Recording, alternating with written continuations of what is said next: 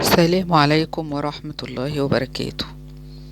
عايزة احكي لكم قصة من اجمل القصص اللي في حياة النبي صلى الله عليه وسلم، عليه افضل الصلاة والسلام، واللي بتخليني دايما عندي امل في بكرة وعندي يقين كبير جدا في ربنا، وهو نزول سورة الضحى بعد ما الوحي انقطع عن النبي مدة طويلة فترة، وكان النبي شديد الحزن، والمشركين كانوا دايما يقولوا له قلاك ربك يا محمد.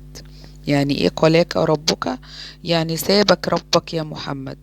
وقتها كان حزين جدا، ولكن فجأة وبدون اي مقدمات نزلت عليه سورة الضحى، وما اجملها من مواساة ربانية في الآية اللي بتقول ما ودعك ربك وما قلاه.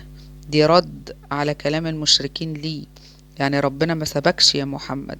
مش بس كده، لا كمان ربنا قال في سورة الضحى ولسوف يعطيك ربك فترضى، عشان كلنا نتعلم ونعرف ان انقطاع الخير لبعض الوقت مش هو اخر المطاف، لا، هو مجرد تهيئة لفيضان خير جديد جايلك، وإن خزائن ربنا لا تنفذ أبدا، وكرمه ملوش حدود، رغم أنف كل واحد شمتان فيك أو منتظر إنك تقع أو ما تنجحش في حياتك.